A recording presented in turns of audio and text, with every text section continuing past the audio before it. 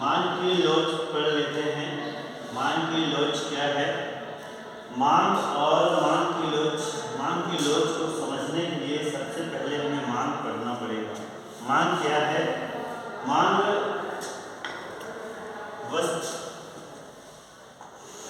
निश्चित समय और निश्चित कीमत पर किसी वस्तु की जितनी मात्रा मांगी या खरीदी जाती है उसे ही मान कहते हैं।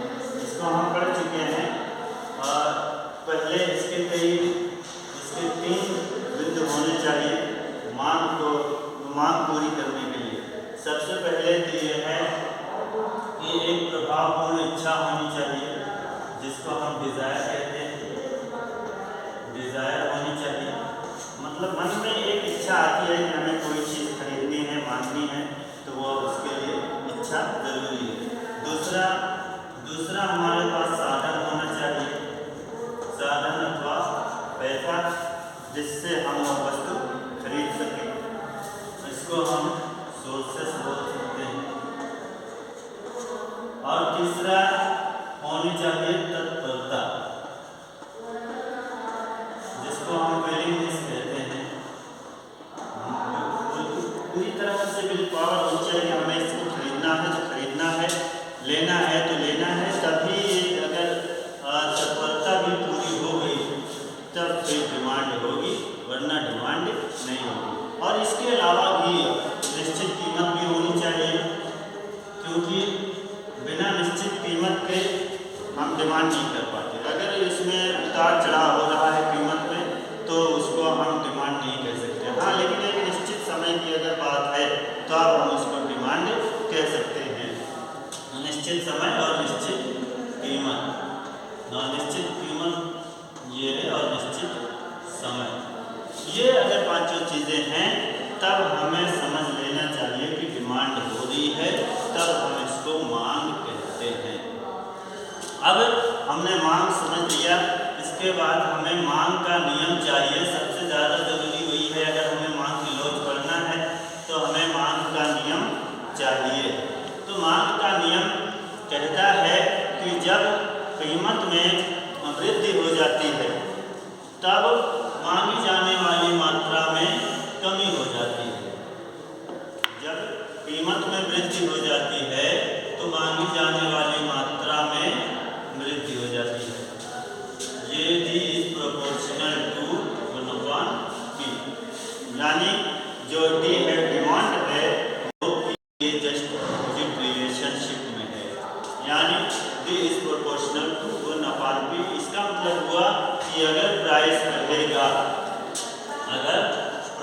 बढ़ेगा तो डिमांड घट जाएगी, और अगर प्राइस घटेगा तो डिमांड बढ़ जाएगी। यही मांग का नियम कहलाता है। अब हम मांग की लोच पे आते हैं कि मांग की लोच और मांग के नियम में क्या डिफरेंस है और क्यों जरूरी है मांग की लोच को पढ़ने के लिए मांग का नियम। तो देखते हैं, मांग की लोच और मांग के नियम में यही इतना डिफरेंस है कि जब मांग का जो नियम है वो समझ लो एक दिशा को बताता है या केवल एक बात को बताता है, किसी एक डायमेंशन को बताता है, जबकि मांग की जो लोच है वो पूरी बात बताता है, वो उसके हर पहलू की बात करता है। जैसे एग्जांपल के लिए ले लें कि अगर हमें इस दिशा में जानी है, हमें पूरब दिशा में जाना है, तो मांग का नियम कहेगा कि पूरब दिशा में जाना है, जबकि मांग की लोच कहेगा कि पूरब की दिशा में 5 किलोमीटर 10 किलोमीटर जो भी है उतना हमें जाना पड़ेगा। तो ज़्यादा सही लगता है कि मांग की लोच है जो दिशा और दिशा दोनों को बता रही है, जबकि मांग का नियम सिर्फ एक बात दिशा को बता रहा है। तो इसलिए मांग की लोच पढ़ने के लिए मांग का नियम होना जरूरी है। वो कैसे? एक जो इसको अर्थशास्त्र की भाषा में कहेंगे तो मांग का जो नियम है वो केवल और केवल एक गुणात्मक तथ्य है, गुणात्मक कथन है। मांग का नियम सिर्फ एक क्या है? गुणात्मक कथन है। और मांग की जो लोच है वो मात्रात्मक कथन है, क्वांटिटेटिव